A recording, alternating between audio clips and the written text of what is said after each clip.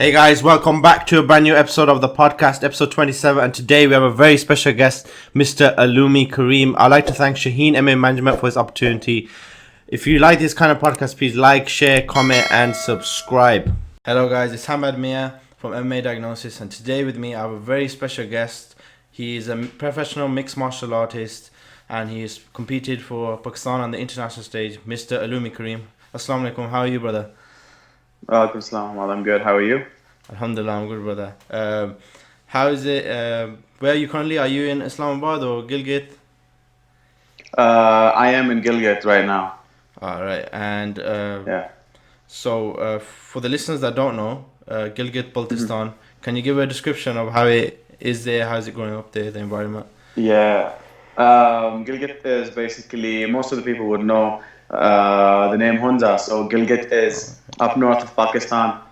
It's a beautiful town turning into a city now, and I love being here, and I don't like being here at the same time. Because I love every part of it except for the weather, because it's dry and it's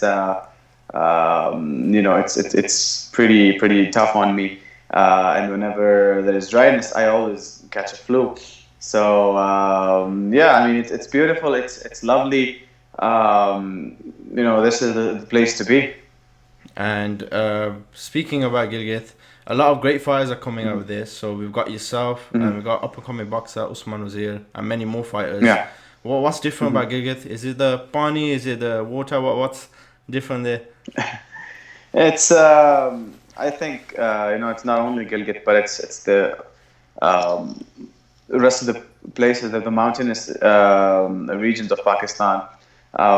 These mountains, they condition us, and yes, definitely the pani, it has all the minerals, so that gives us the conditioning to be a fighter. Not only Usman Wazir and myself, but there's a lot of other guys from out of Fight Fortress who come from Gilgit, Baltistan, and there's Najam Khan who comes from Waziristan. There's Ayub Khan who comes from Swat. There's Zia Mashwani comes from Sawabi. So all these guys, they're from all over the country, but most of us are from the mountainous regions. So I think that's what gives us the strength, the mountains. The mountain strength, yeah. And Yeah. so coming from Gilgit, so how did you get into martial arts? Was it there, so how did you start that journey, martial arts journey? Well, when I was in Gilgit, I was born and raised in Gilgit, so I've been, I started my martial arts career with wushu. I was practicing wushu kung fu here in Gilgit. But then when I moved to Islamabad, both my brothers, they put us into a taekwondo camp, and Coach Tisham and Coach Ali Sultan, they put me in a taekwondo camp, and we just took off from there. Coach Tisham was already a Kyokushin black belt. Coach Sultan was already a taekwondo black belt. So it was already I already had a lot of sort of pressure on me. Yeah.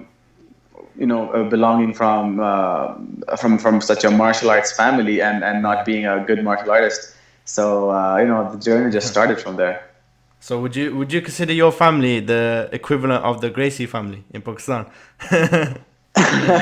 Well, we're getting there. If it's about bringing a sport, then I don't know. Okay, but I'd say yes and no at the same time. Family. Yeah, because my dad was a Bando black belt himself back in the day. So that's something in itself. And I think that's what laid the foundation for us to be martial artists. So yeah. And speaking on that, so how did you develop your style of fighting? Like, how would you describe it? Do you like standing with your opponents, or do you like taking it to the ground? How would you describe your style? As I mentioned, I started off as taekwondo, wushu and taekwondo. But what I remember, all of it is the art of taekwondo. And taekwondo has the footwork, the kicks, the movement, and the evasiveness and everything. So that stuck to me. But it's the sport of mixed martial arts. You have to learn everything. You have to know almost everything. Not even almost. You have to know everything. You have to be good on the feet, on the ground. So you can't really predict if someone is going to be fighting a certain style. So we just stay prepared for everything. And so is the case with me. I like to stand up and strike, but when the time comes, I love going on the ground and be it wrestling, be it jiu-jitsu.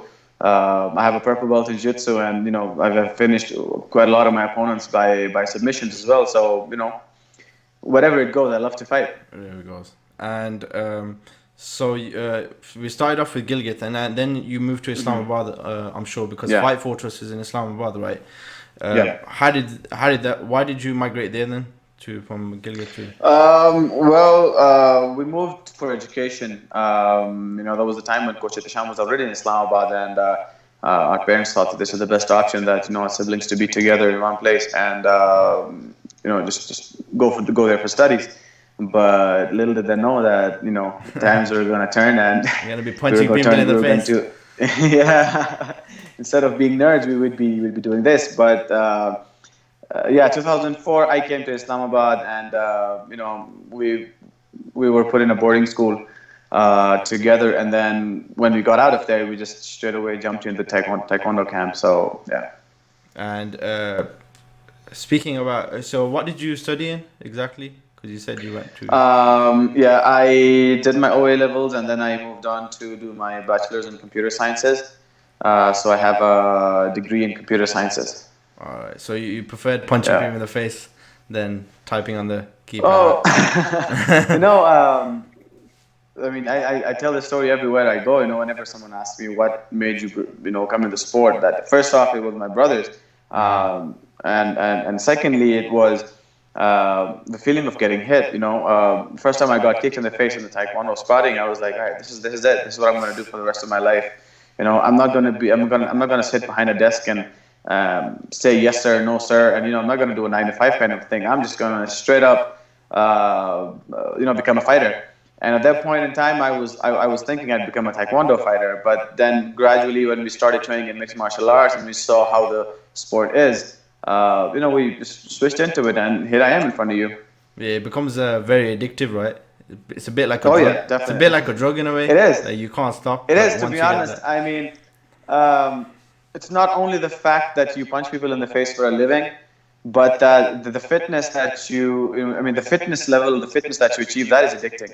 The state of mind that you achieve, the freedom that you achieve physically and mentally both. And the confidence that it gives you, it just everything. It just gets you get addicted to everything that this sport has to offer.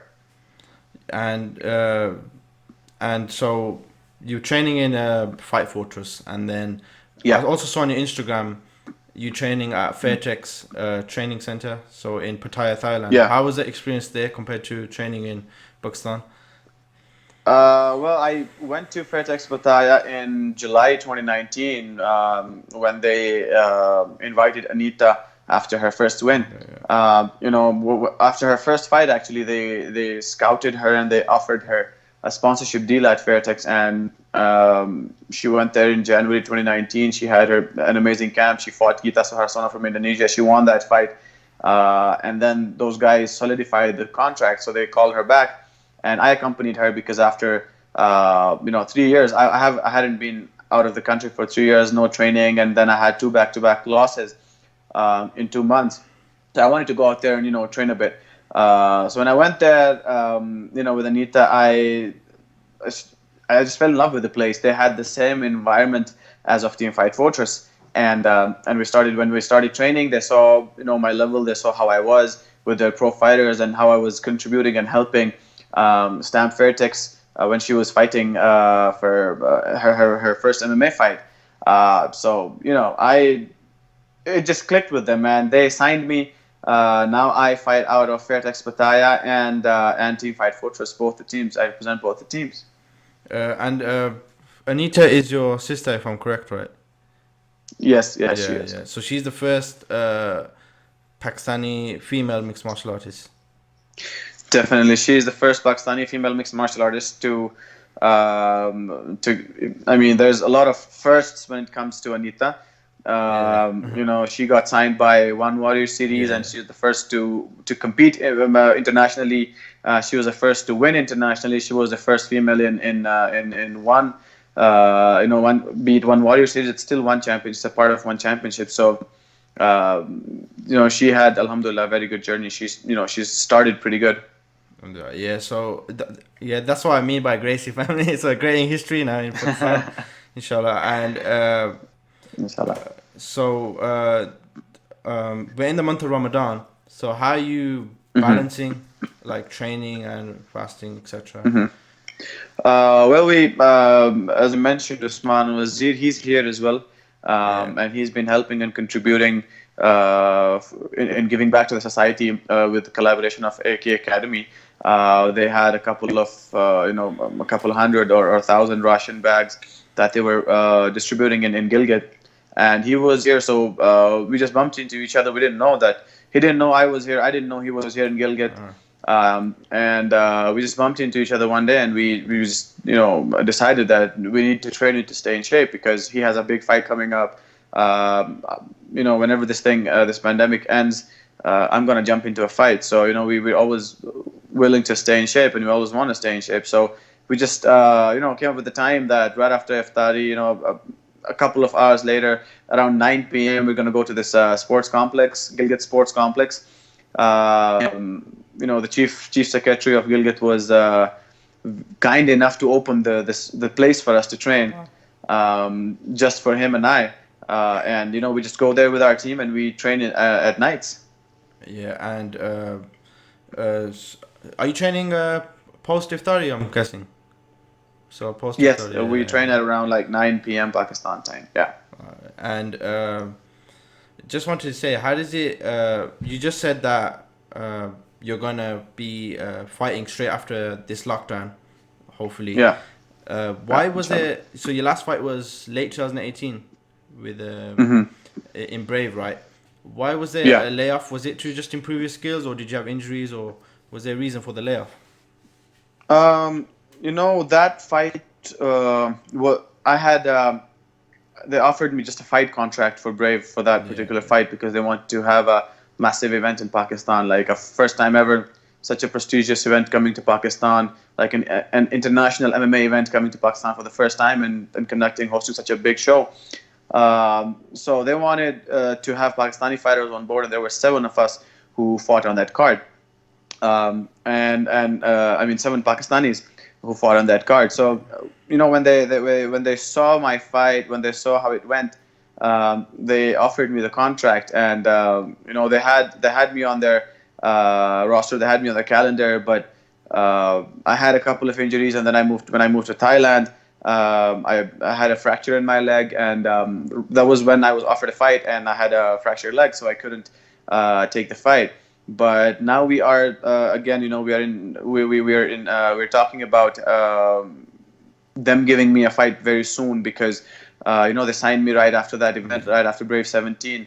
In October 2018, and then they want me to fight actively, but the time was like that. Injuries, yeah. So yeah, I'm staying in shape. I'm staying ready. We were having some online talks with some Indian fighters, and they called Oh, me okay. out, and I responded to it. So Oh, yeah. let's see. Hopefully, we get an India versus Pakistan once again. I mean, you already beat one Indian. What else do they want?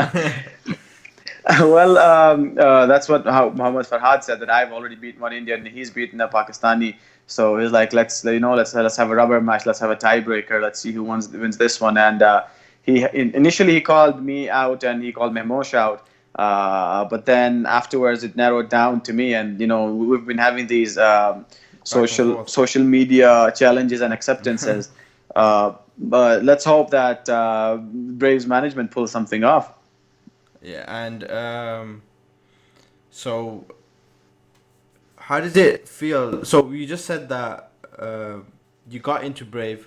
With the first fight, Brave, was it under contract Yeah. or no? You were just doing a No, fight. that was just a fight. I signed a fight contract, and I wasn't signed to Brave. Okay, They so offered me that fight when I went to Afghanistan, and I had that controversial decision loss. And right the moment we got out of the cage and we were in the dressing room, we were changing and we were cutting my hand wraps and everything. So Coach Sultan comes up to me and he's like, well, the guys are brave, they watched you fight, they saw you fight, and they just immediately sent you a contract. So I jumped out of a fight, I got out of a fight, and I saw I have another contract for a fight, which was not for against Jeremy Pakatu, but then things got delayed, and then they had an event planned in Pakistan, so they put me on that card. So it was just a bout contract. I wasn't signed to Brave until that fight, and after they saw my skills and they saw what I'm capable of doing, that's when they offered me the contract. Yeah, I mean that says a lot. That they offered you a contract when you came off a loss. I must say you have some sort of star power. There's something about you that they saw in you, something special. So definitely, yeah. So I saw your earlier fights back in 2011, and then I watched it up until your latest fight. You could see the difference in skill level and the difference in quality of the organization. So you had Pack Fight Club all the way to Brave now. Yeah. You can see the progression. Yeah. How is the pay scale at that stage now? So you've gone from here all the way to here now. Is there a big jump where you're working? You still need to work on the side, because we got people now. They think that every MMA fighter is making Conor McGregor money. They're making the 50 Gs. Yeah. But is that the truth? Is that the truth, or is it you still have to work on the side? Well, it all depends on the organization, to be honest, and what level you are at in that organization. Like if I just get signed to this one organization, I'm not gonna pay it as much as the champion or as the number one contender or as even the person who's in the top 10 ranks. We gotta make our way up there, and being the fighter is not the only thing that gets you paid well. You have to be sellable. You have to market the fights. You have to sell the tickets. You have to, be presentable on screen, off the fight, like during the fight, off the fight, and then most of this money that comes, that the fighters make is from sponsorship deals and endorsements. The bigger the organization, the bigger the name of the fighter in that organization, the more money you make. Yeah. But talking about the highest I ever got paid was barely 4 digits in Pakistan. I didn't even go in 5 digits, and I was the highest paid fighter in Pakistan. It was just 4 digits in Pakistani rupees, and that was the level of I'd say financial help that or the incentive, the level of incentive that the organizations were offering, because even they didn't have, they were organizing and holding events out of their own pockets. So they're not to blame. They were introducing the sport to the country, and it's because of all those people and their hard work that now you see such a huge talent pool. Now there is Sarai Fight Night, SFN. There is One Jab. There is Flogger series. So now these are the fighters. Even though they're not paying the fighters, but they're bringing up such a level of fighters that once they get signed to some international organization like Muhammad Irfan, getting signed to One Warrior series, then that's where they get paid really well. Yeah, it's great to see the progression that's coming out of there from all that time now. We're seeing guys so well rounded now. Like for example, your sister. Now we've got Irfan Ahmed, One Warrior series. We've got much more guys. Ahmed Mustafa. So it's really good seeing that talent pool. So I just want to ask another thing. We know Pakistan has a history of wrestling. Why isn't any of these prominent wrestlers that such as Inam Butt, who's won the Commonwealth Games twice, why aren't they coming into MMA transitioning? Because we know wrestlers, a lot of them are champions in MMA. So why aren't these wrestlers coming into this sport? I've personally had an experience, speaking to these people, not only wrestlers but any traditional martial artist, and they have this mentality that they don't want to accept and they don't want to change. They think that their martial art is the best martial art, and to be honest, that works for them.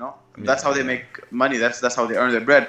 Because Wushu guy will say, "Oh, Wushu is the best martial art in the world." Taekwondo guy will say, "Oh, Taekwondo is the best martial art." And I was doing the same when I was practicing Wushu. I was saying Kung Fu is the best, or Wushu is the best martial art in the world. And then when I was practicing taekwondo, I was like, no, taekwondo is the best martial art in the world. And this is exactly why the sport of mixed martial art is there. That it's not about the martial art; it's about the fighter. Yeah.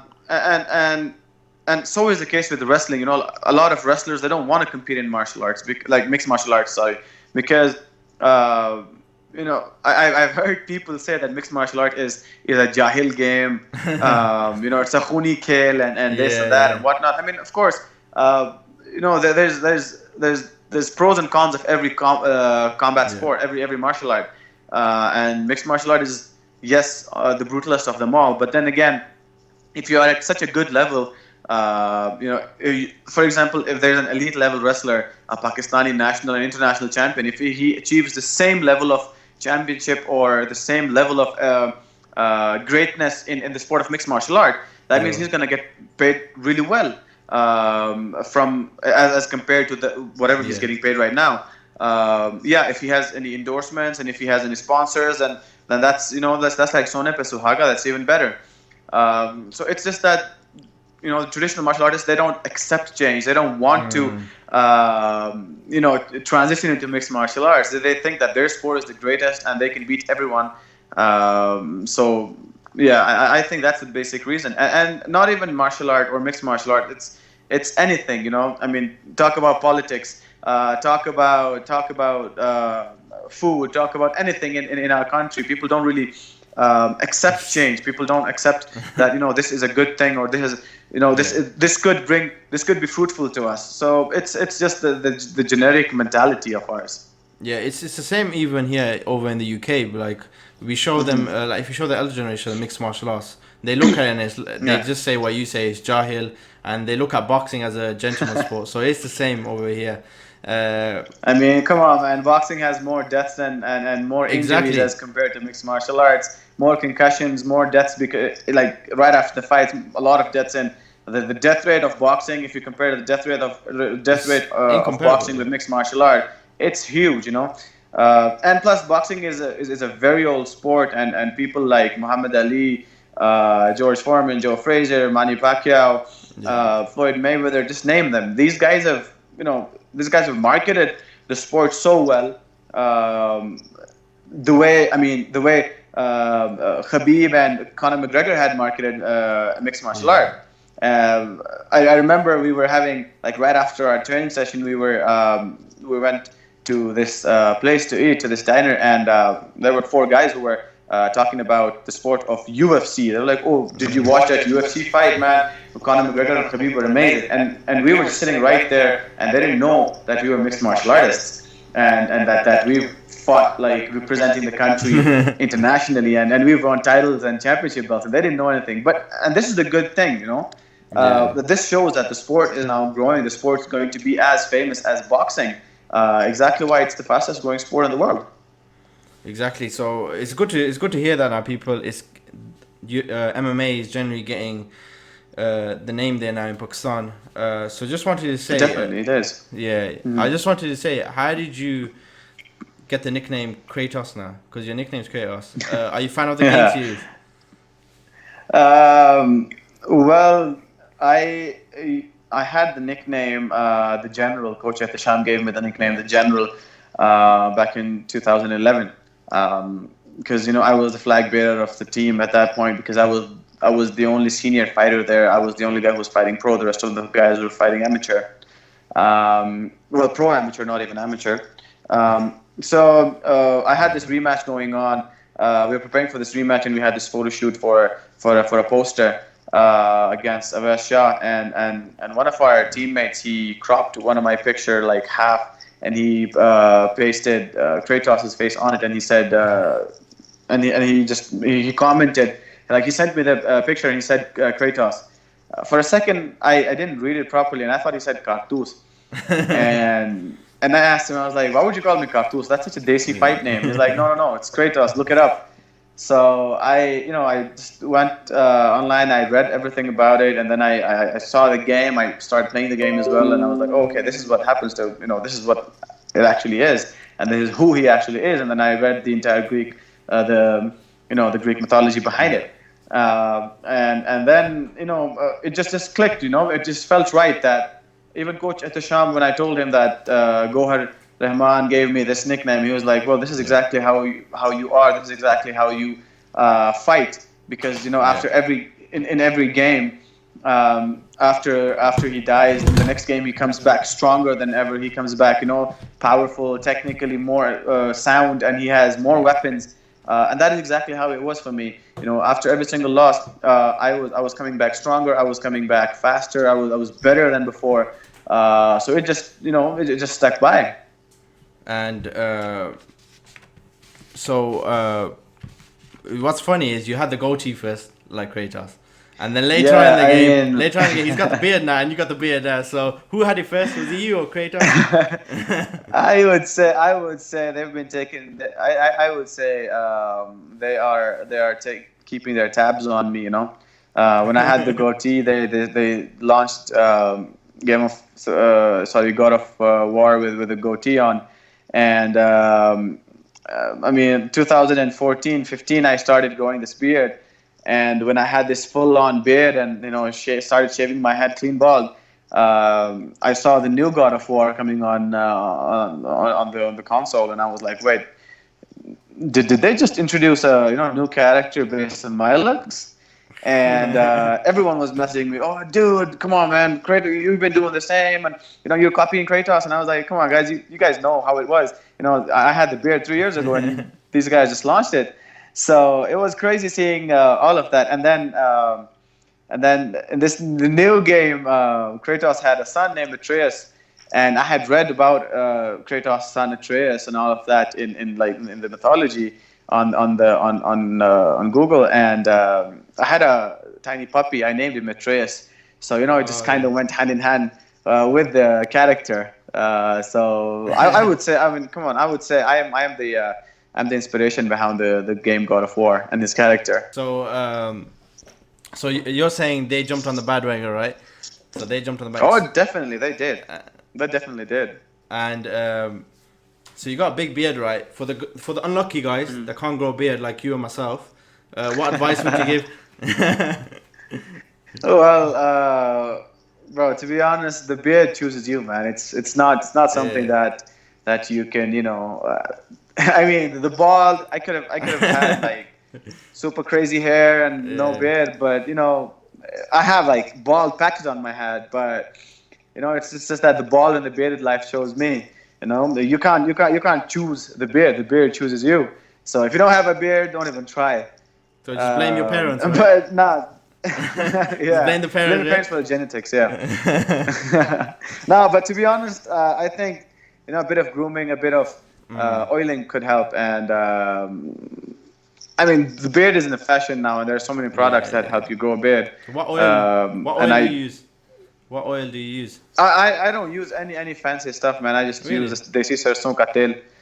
Sometimes it's the chia seeds oil or something. So like the black seed oil. So I'm just good with that. Whatever oil I get. Sometimes what we do in the villages, when we eat greasy food and we have all the grease on our hand, we just rub our hands and we just just go in the beard. So that's oiling as well. We got enough oil in our food. Dalda ghee. Oh yeah. And so what is it? So after all this, what does it mean for you to be a fighter? Well, after my last fight, I got a lot of messages by a lot of people in the sport, out of the sport. Of course, I understand that they love me, and I respect that, and I know that they're concerned about me. But they said that that I should probably hang my gloves because of the kind of injuries that I had in the fight. I had one eye shut, and I suffered 6 fractures in the orbital and 2 in the nasal bones. But I don't remember anything from that fight. I don't remember what happened in that fight. All I remember is, in the middle of the first round, my back hits the cage, and I was trying to take back step like taekwondo footwork, and I couldn't. I still remember that feeling though. That I started running back. I wanted to maintain my base and have good footwork, but that didn't happen, and I felt the cold cage on my back, and then afterwards, when I watched the video of my fight, I was like,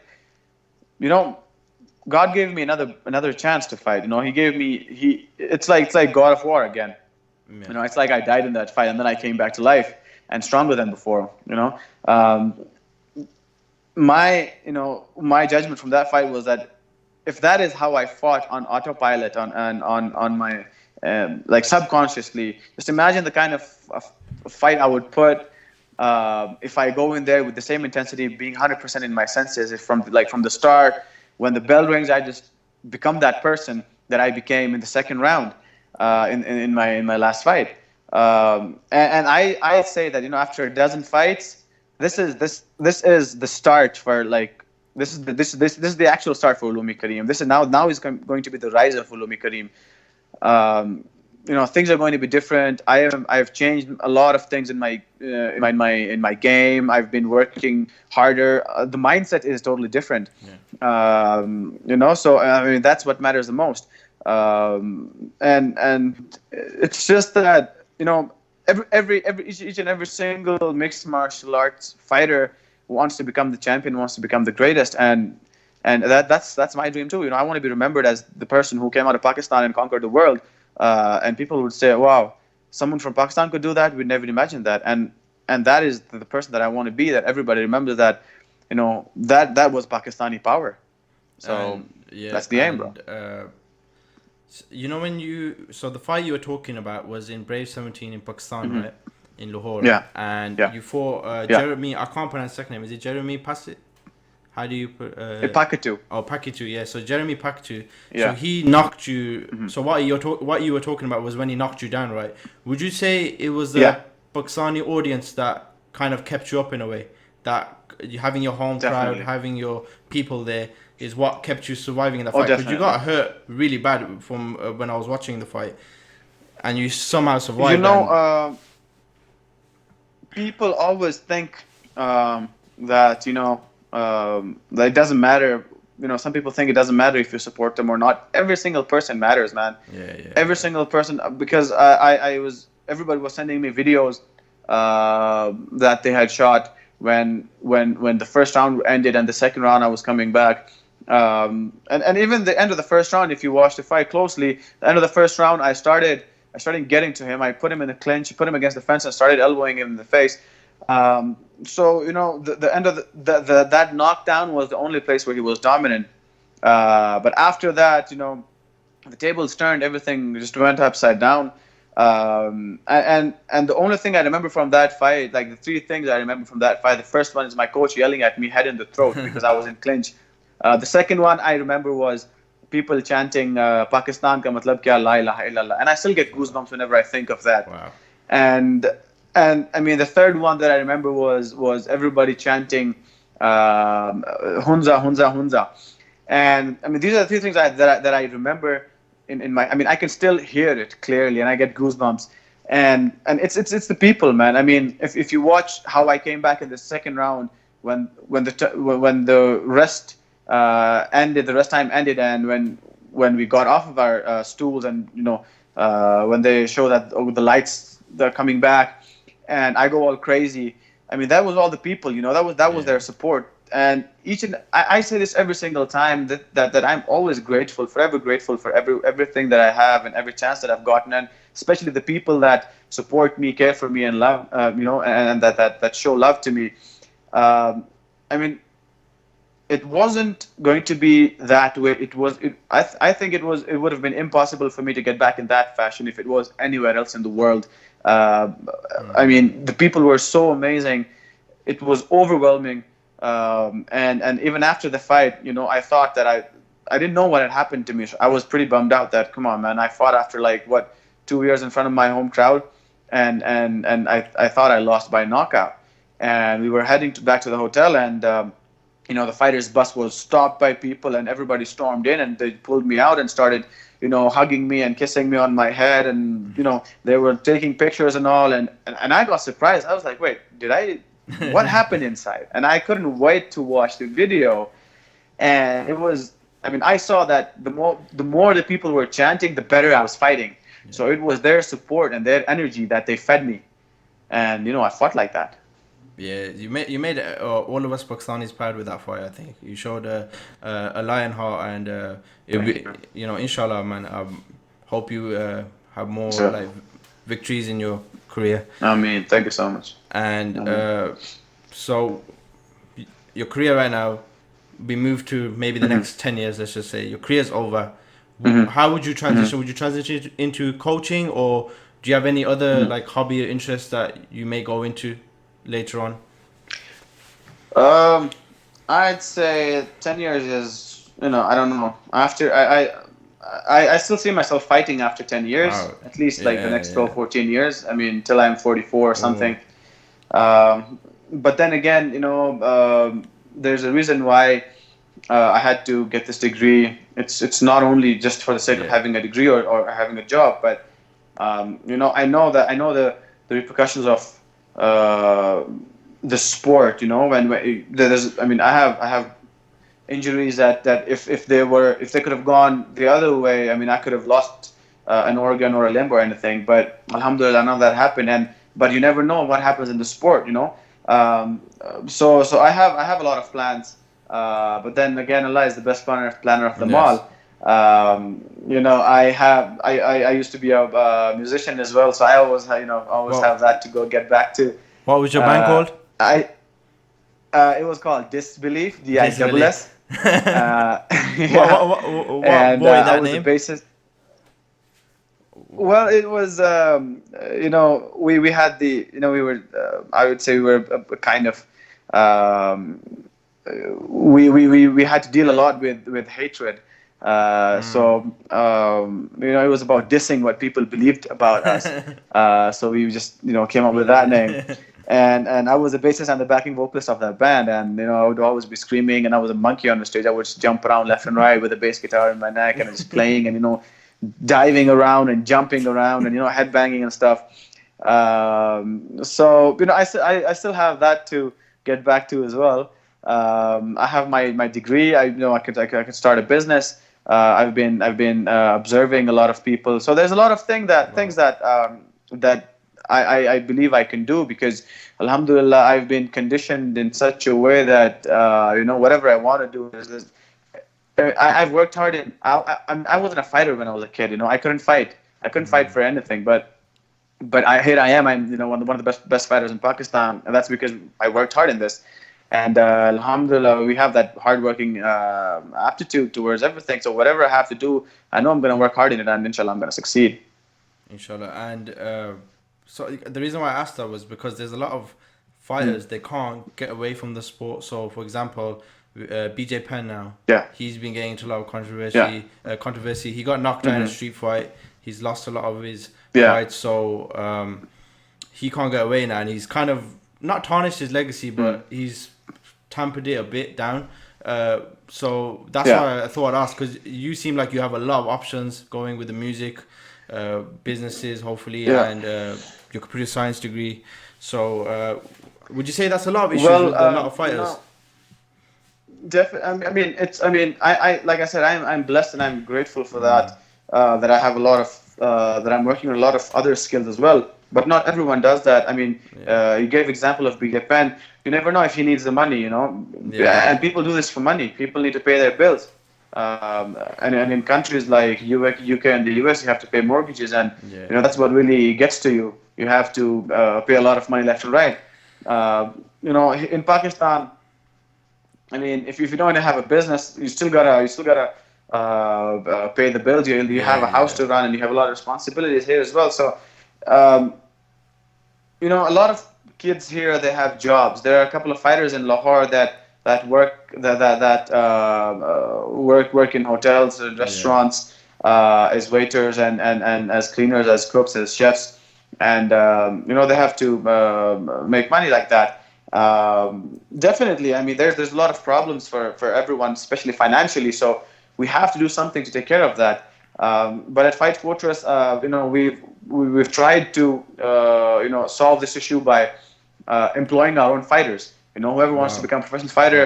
I mean, fighting is not going to get you, help you get enough money. I mean, my last fight was a year and a half ago, and I have to train. I have to do a lot of things. I have to do my camps.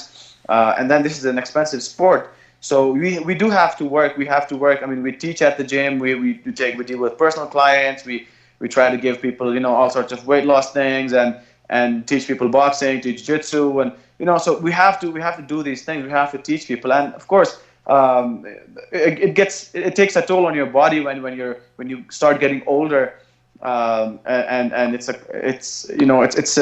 can say it's a young man's sport, physical contact. So you can't always get punched in the face and stand there and keep moving forward. So we do have to resort on some things, and this is where the sponsors jump in. This is where they come in and fulfill their responsibility as, call it a CSR, that you're helping a fighter, an athlete, and he's probably depends that if they have a school or anything, they can give back to the community in whatever possible way. So there's a lot of things that need to be taken into consideration when it comes to all of this. Yeah, talking about sponsors, I think that's the issue with the UFC, right? They've only done Reebok now, and they've lost like that kind of uniqueness to each fighter with their sponsors and the shorts, which other organizations such as Brave and One and Bellator, etc., are allowing still for fighters, and it's a big source of financial income for fighters. So definitely. And I mean, if you look at a fighter, for example, if he gets paid, let's suppose $10,000 in the UFC, and that's just the $10,000, and then let's suppose Reebok pays him like maximum $5,000. That's not going to be enough for him, for the training camp that they've been going through, and for all the sacrifices, for all the time and money, and the blood and sweat.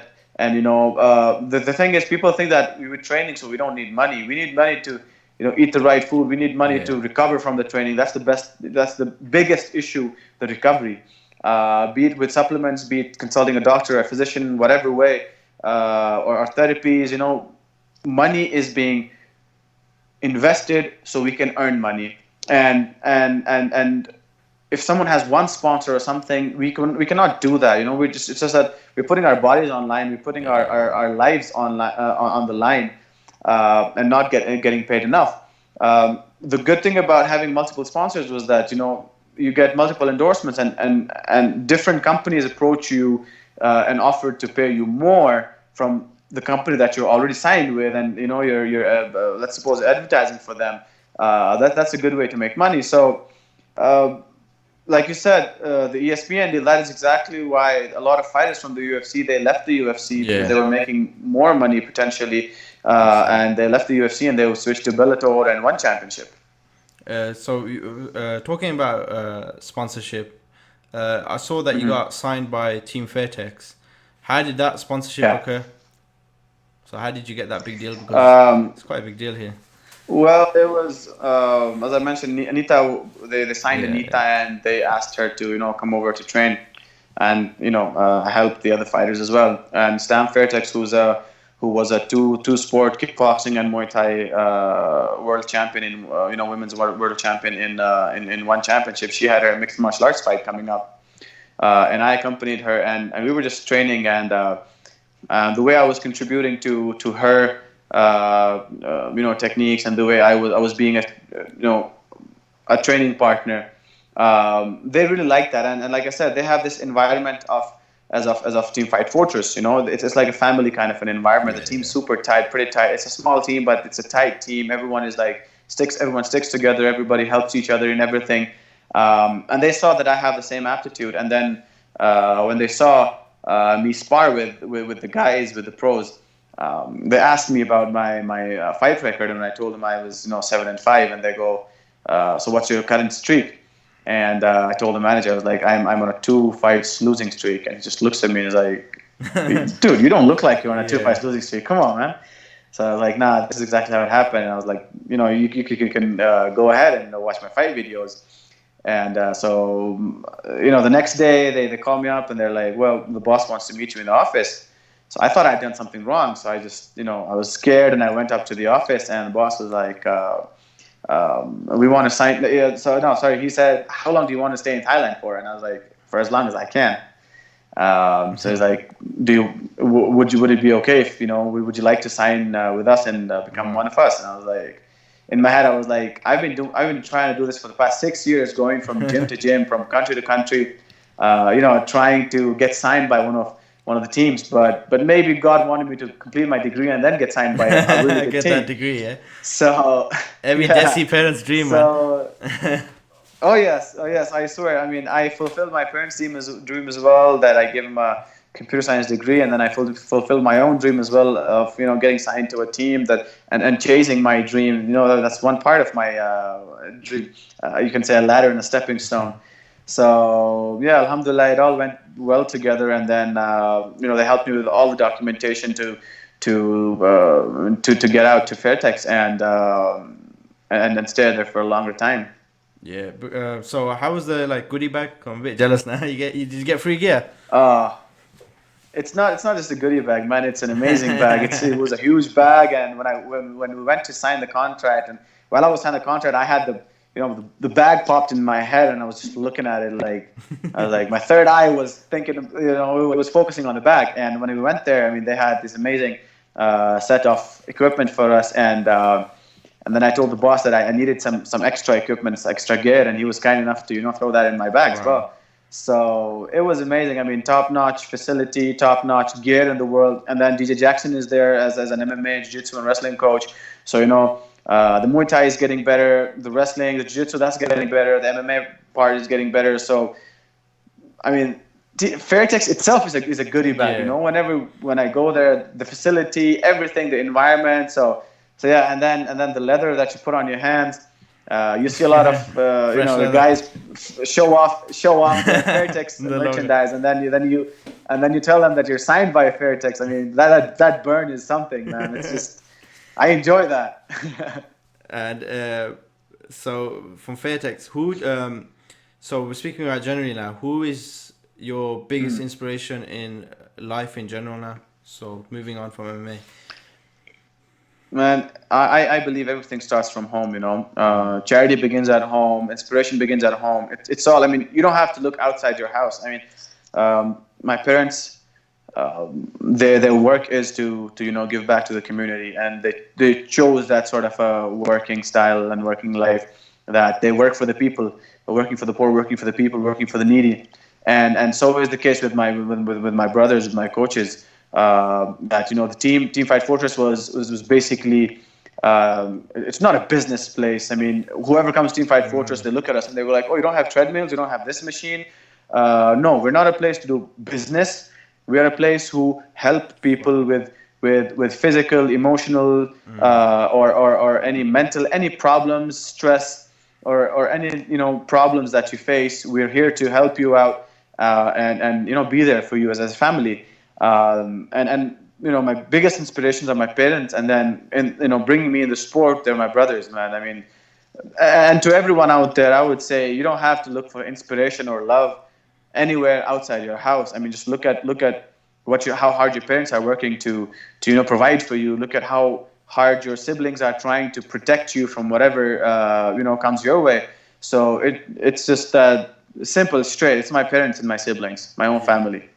Yeah, and definitely agree that you need some sort of mentorship in your life. Like, for example, your brothers now, they've kind of mentored you to mixed martial arts. Same with Mike Tyson and Costa. So would you say that mentorship is quite substantial for a mixed martial arts career in a way? Like, it saves you a lot of steps, right? It's not only mixed martial arts, to be honest. Anywhere in any part of any sport or any walk of it doesn't matter whatever profession you have. Even if a scientist, if he doesn't get a pat on the shoulder, he's not going to be able to perform optimally. So this is it's really important that you have that relationship with your coaches or your seniors or your mentors, and then you get that kind of mentorship, and then you get that kind of support, that even if you're doing something wrong, they tell you that you're doing it right, and they give you the confidence, and you get so confident that you actually start doing it right, and you're doing it so right that the world starts looking at you. I mean, one of the factors why I'm saying all this is because I know that my striking technique wasn't as good. and Coach Hatasham did a lot of research, and you know, he's true mega, like the true mega mind and genius when it comes to mixed martial arts and the striking for mixed martial arts. Yeah. And the kind of striking that he taught me, I saw you know, how it impressed a lot of people abroad. After my fight, and everyone was like, "Man, you do this with your footwork. This, you know, when you do this with your punching, when you move like this, when you throw, you know, you know, your weird stuff, and you do this kind of movement, and when you do this technique, that technique." And this is all because of my coaches. And even when I was doing it wrong, you know, they were telling me that I'm doing it right. And then the support, not all the time, but sometimes they would, you know, yell at me. That sometimes I even had to eat a danda on my bum. But that's the thing. I mean, that's the way they support me, and I know that's how they love me. They show the love and the concern that way, and you know, it speaks volumes.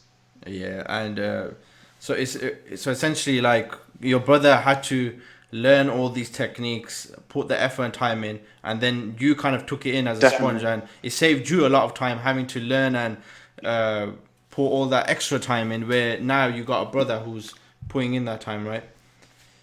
Well, to be honest, when we started this all, I was, you know, I'd say that one of the reasons of my success so far is that I was their lab rat. You know, they were learning the sport of mixed martial art when no one in Pakistan knew there's a sport that is, you know, of this caliber. You know, they didn't even know what mixed martial art is. They didn't know UFC. When in late 2007, early 2008, when Bashir Ahmed, he came to Pakistan, and he saw that we were already training the art, and he told us, and he formally introduced us to the sport, and we were like, okay, this is what the sport is. But you know, we were already training in that. We were already training grappling, cross training, grappling, and striking. So you know, I was the lab rat, and I've been through all that process. I know how the learning has been, and now all the knowledge that has come. That we've gathered, it's all because of that hard work, and I know how hard they have worked. I mean, the new generation, the up and coming fighters, they don't know how we've learned that. And I'm honored and glad to say that I'm the tier one, like the first level, the first ever generation of the mixed martial arts fighters of Pakistan, and I'm one of the very few ones left who are still fighting. You know, there's these new kids coming up, and everyone's scared of them, and you know, these guys are making waves. But then again, you know, we know where all that knowledge came from. So I have been a part of, and I'm glad to say that I've been a part of that journey, that knowledge journey of our coaches. Would you consider yourself a pioneer of the sport? You're still very young. You're only 29, but would you consider yourself a pioneer in Pakistani MMA? I would say yes and no at the same time, because I was a part of, you know, I was a part of something that my brothers had initiated. They are the pioneers of the sport, and they're the ones who basically, you know, worked super hard along with other people in Pakistan to promote the sport and bring the sport and like to spread the sport across the country. So it's kind of a yes and a no kind of an answer. But if you talk about the pioneers in terms of being a fighter, then yes, definitely I'm one of the pioneers of the sport. And moving on to a bit more lighter topics there. I'm just gonna ask you a few questions. You just give me your answer. So, what's your favorite striking technique to use in any fight? Oh man, axe kick. Love that stuff. I was gonna say that one already. I've seen that one in multiple fights. The axe kick. Is that from the Taekwondo background? It is. Yeah, that was the first kick that I fell in love with. You know, I saw how you could just lift your leg up and smack it in someone's orbital or someone's nose, and you can just, you know, do damage. And I always throw it in every single fight, even if I miss. I don't care. You know, I just go in and throw that kick. Yeah, it's a beautiful kick. And same for a grappling technique, like a submission technique. For grappling, it's when, you know, the way you saw in the last fight, when I take someone down and I lace my legs around and like triangle my legs around their legs, and from there I get into mount. And my favorite submission is now we've been working a lot on leg locks, so So it's kind of a confusing thing for me to say something about grappling one, but I definitely I like to go for arm bars. I like taking the arm, and that's it just comes naturally. That's my go-to move. Very nice. And if you had a dream matchup, open weight class, who would it be? Mm-hmm. I believed when Demetrius Johnson was in the UFC, I believed that he was unbeaten and he had he was on a 10-fight title defense streak.